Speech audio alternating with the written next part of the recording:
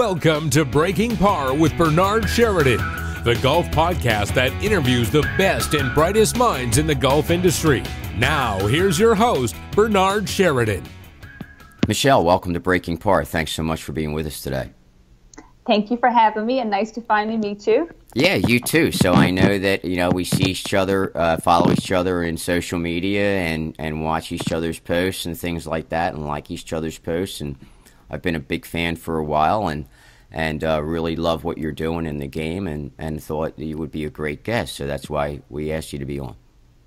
Thank you very much. I love following you too, and thanks for all you do for growing the game also. Oh, thanks very much. I mean, it's, I think that we're so fortunate to be able to do this for our livelihood, and whatever we can do to give back, I think is really important. Exactly. There's no doubt about that. I think we're at a... I'm sorry. No, I was going to say, I think we're at a lucky place in today's golf world where there seems to be a lot of people on that path and a lot of things moving in the right direction. I think that, there is. I mean, it seems like there is more people who are passionate about what they're doing and really are doing it for the right reasons finally. Yeah. And that's super important, and that's going to bring a lot more people to have their passion towards it and follow it, as we lead by example. Yeah. And we're lucky with things like social media too, how easy it is to get that passion across right now, and people do seem to be making good use of it. I agree. So our first question that we always like to ask all of our guests is, when is the very first time that you picked up a golf club? So I come from a family of recreational golfers, but my dad really didn't expose me to it. He used to bring me to the driving range on Friday evenings, and I used to sit there and watch him hit balls. And then one Friday, the golf pro came over and said, "Do you mind if your daughter steps in? We're one junior short." And he was like, "Well, she's never really played golf before, but sure, go ahead." So as it happens, I beat all the kids that were there, all the boys and girls, and I won 2 movie theater tickets. So then I wanted to go back every Friday to win the movie theater tickets because my mom would let me bring my friend to the movie on Saturdays then. Well, that's a good incentive. So that got me hooked. Yeah, I mean, that's a good incentive, and that's something that probably a lot of people who are dealing with juniors want to think about. Yeah, maybe something I should do for my own kids, actually. Yeah, I mean, it's it'll probably get a lot more of them to show up or to say, "Hey, my gosh, you know what you could." It's funny, but I used to have years ago I worked in audio, and I worked for a band, and we used to do a party every year for a orthodontist. And the orthodontist used to throw this huge party for all of his clients, all the kids, and have a band and have pizza and have prizes. And I'm talking about some serious prizes here. And of course he wrote it all off, but prizes to the point of like a laptop was a giveaway. Nice. So talk about word of mouth spreading like wildfire, because people say, "You want to go here because he has a party every year and you can win a laptop and you can win an iPad and you can win this and you can win that." And so I guess he figured instead of putting money into advertising, he would do that. And there was literally 250 kids at that party every year minimum. Wow. So that's a great way to go to that party. Yeah. So that's a great way to build a clientele through word of mouth is making things. But the other way, I'm sure, is things that you do, and you work now. You work primarily with juniors, or are you working with all different age groups, and you just work with more juniors than anything else? I work with all different age groups, but I would say at this point we're just so busy with the kids. Probably 85% of my lessons are kids at this point. And the only adults I'm really teaching now are kind of people who've been with me through the years. So the kids are keeping us very busy. Yeah, I can see that on your social media posts. There's a lot of junior posts, and that to me is really the heart of the game. That's what's really going to grow the game, because from years from now, if we don't cultivate junior golf, there's not going to be as many golfers, and they're not going to be interested in playing as much, and then that can really be detrimental to the business. Well, exactly. I think a lot more pros are taking the chance these days, and if they have a passion for junior golf, they're realizing that they can do something to grow junior golf and make a livelihood out of it for themselves. I know when I graduated college, I did the typical thing. I became an assistant pro, thought I was going to manage golf clubs. And then I realized, you know what, my passion is just teaching kids, so I got to give this a go. And thankfully it worked out. Yeah, and we're really glad that you did. I mean, golf is really glad that you did, because you're doing a lot of wonderful things. So give us an example of some of the programs that you put together for your juniors, for other people who are out there looking for good programs that are successful, and what should they be looking for when it comes to a junior golf program? Well, we run a lot of the national programs through ours, and you've got to make good use of those. I mean, we do PGA Junior League, and we use the US Kids Learning Program, LPGA Girls Golf, Little Golf Train. So we use all those national programs. But I think the biggest thing is, I mean, our mission statement at Michelle Holmes School of Golf is to create experiences that encourage kids to play the game forever. And I think what we really go back to on a daily basis is just, are we creating the experience today that's going to make them want to come back tomorrow?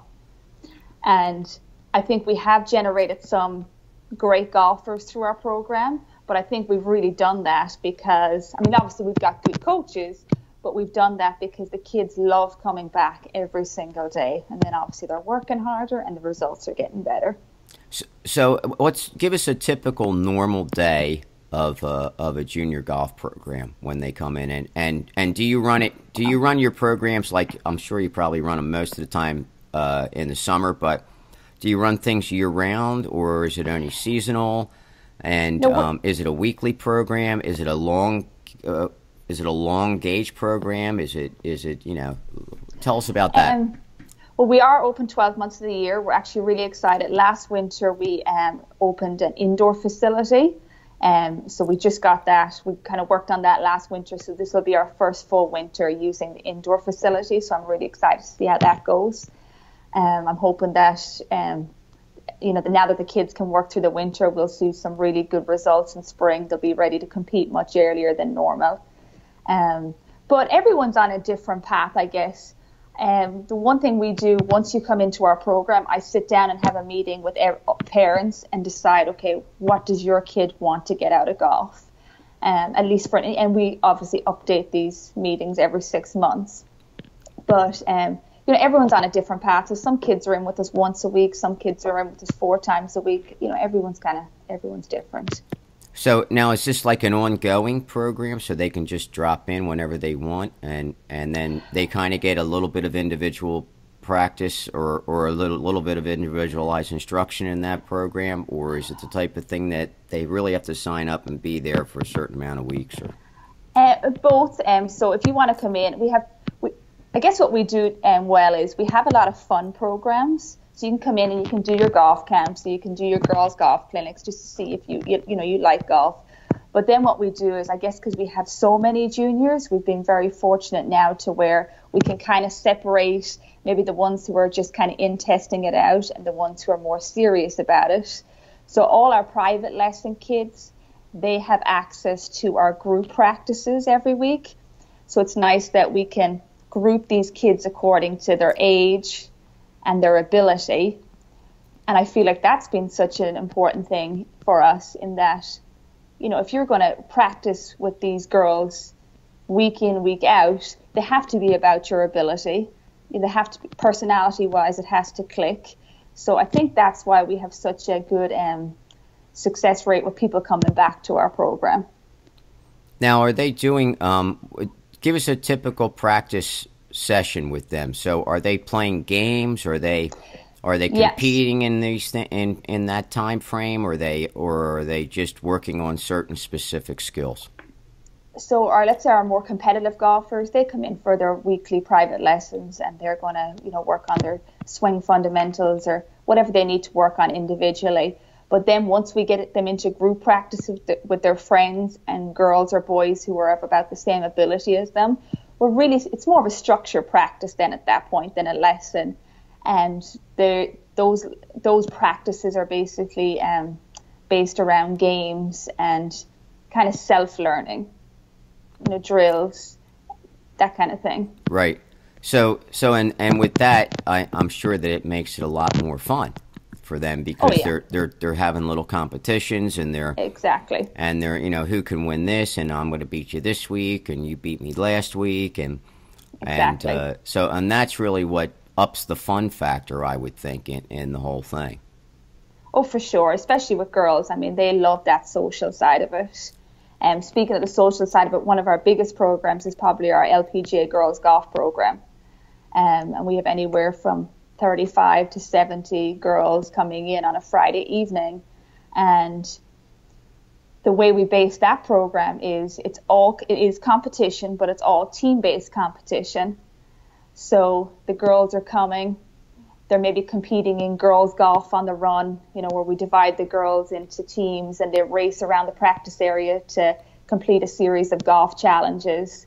And so it's all fun-based tournaments, but it's getting them used to competing, but not in your old traditional, okay, I got to go out and play 9 holes of golf. And then at the end of every LPGA Girls Golf session, we do an hour social. So, of course, that's what keeps the girls coming back every week. Right. Now, do you take them out on the golf course too? And are they doing things out there? Are they having matches, or is it just like out as a group and play? Or and we're actually very fortunate where I work, and we've got a lot of access to the golf course. So I like to do the majority. I would say I do 90% of my private golf lessons on the golf course. And again, I'm dealing with a kid anywhere from a beginner to someone who's competing. So it's, no matter what level you are, I think it's an advantage to be out there and actually see, practicing as it's going to be in effect. Yeah, which is great. I mean, I'm a huge advocate of that. I mean, I think that the more that we can get things on the golf course, the more we're actually looking at real world situations, as opposed to, it's so hard to emulate that on a range on a level surface. Exactly. And another big part of our business is I run about 75 golf tournaments a year for kids. Wow. And that will be through Virginia State Golf Association, US Kids Golf, LPGA, and then PGA Junior League. So I feel it goes hand in hand. I mean, the tournament side of the business is helping the school side, and obviously the school side is helping the tournament side. But again, we're a big fan of creating as many on-course experiences for the kids and getting them playing as young as possible. Now, when they start, let's say more of a beginner players, and you have them on the course, what is the same or different from what you would do with where they're playing from, if they're a little bit more advanced players? So, in other words, what's the average yardage that they're starting at when they're beginning? Is it by U.S. Kids standards? I mean, how do you derive to make that decision? I generally go on U.S. Kids standards. I mean, I think all kids are. That's their ultimate goal first, is to play in a U.S. Kids local tour event. So, as far as yardages go, let's say a boy 6 is going to be playing 9 holes from 1,100 yards, whereas boys 9 is going to be playing from 1,900 yards. So again, we actually have the U.S. Kids tee markers at our golf course. So we obviously recommend that they're playing those tees. Yeah, I know that we just started a program here at Impact Zone recently, and I'm partially involved in it. There's other instructors who are mainly involved in more of the junior stuff than I am. And it's Operation 36. Have you ever heard of that? Yeah. I actually went to Campbell University, and so I'm very familiar with their program. What a fantastic program they have, those guys. Yeah, I mean, I think that, it's really, no matter where they are, ability level, they have to start from 25 yards and shoot 36, then move back. So I think that I really like that program, not just for juniors, but for adults, Everyone. too. Yeah, yeah. No, it is a fantastic program, yeah. Yeah, I mean, it really automatically tells you kind of like where someone's game is. Yeah. And it also, I guess, kind of is a reality check as to what tees you should be playing from. Yes, exactly. You know, in order to be able to play and score. It's, I think that some programs, I know that when I was doing junior programs in Pennsylvania when I was up there, we would go by the U.S. kids, but before that we were actually going by like the front tee, and starting them at the front tee.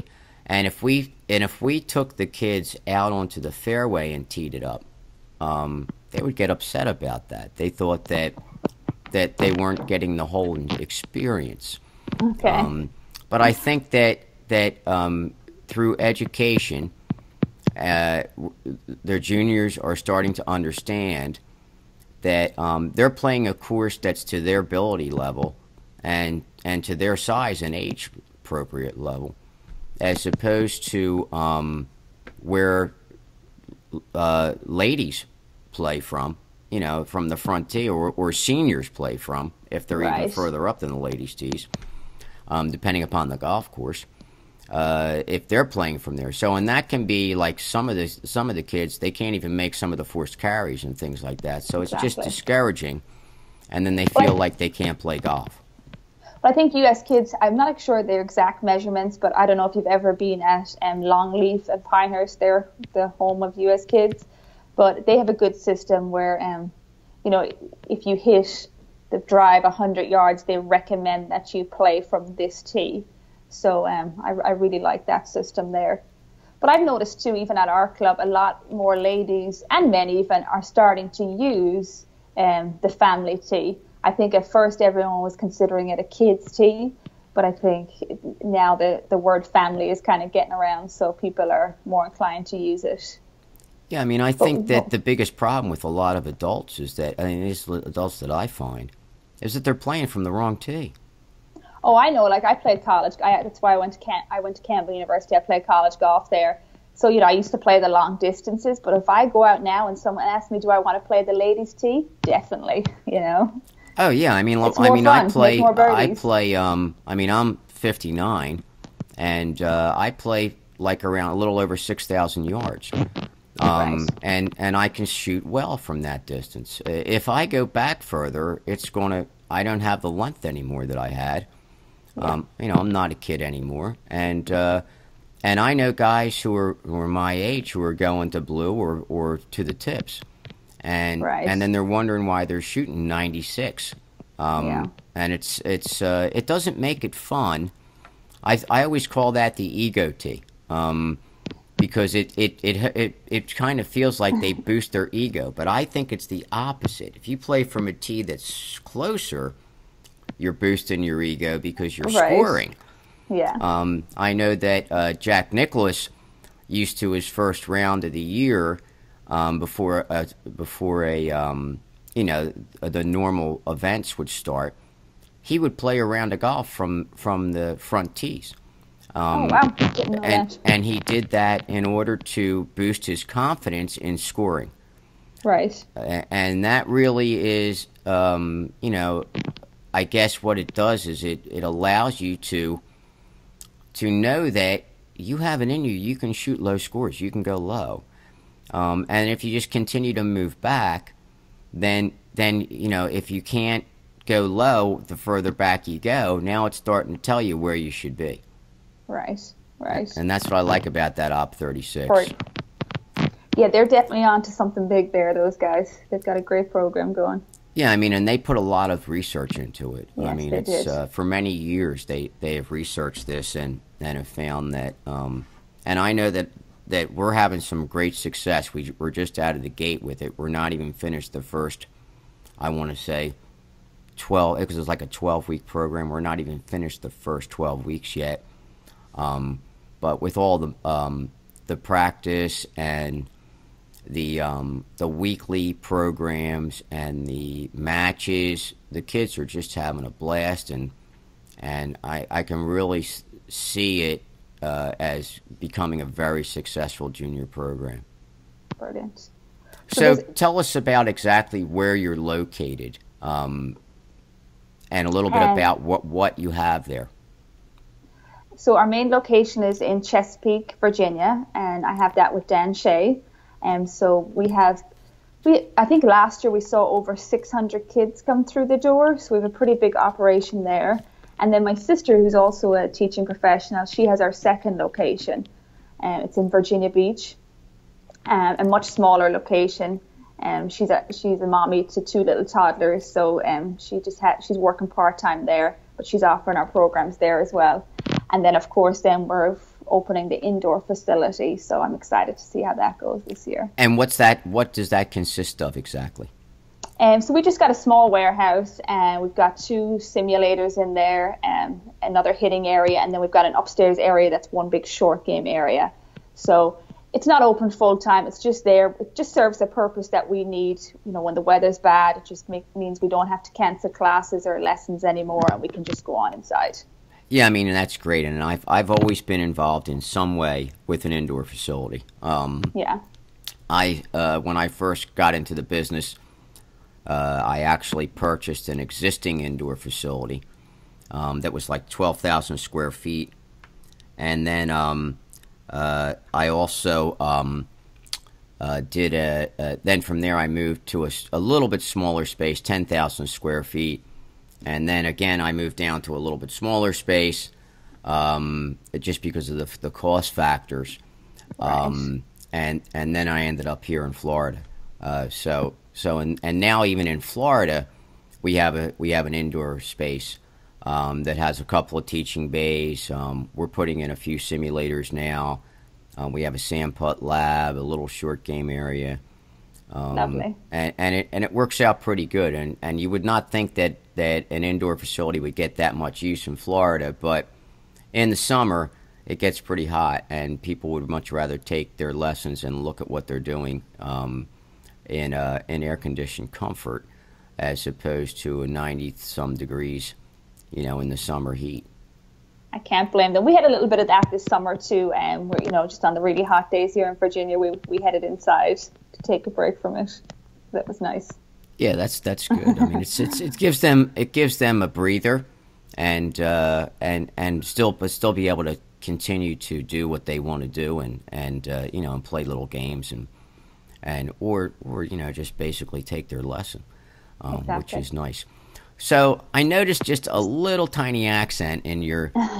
So where are you from originally, and when did you come to the States? So I'm from Mayo on the west coast of Ireland. Grew up playing junior golf there, and then I came and I played college golf at Campbell University. So I moved over when I was 18.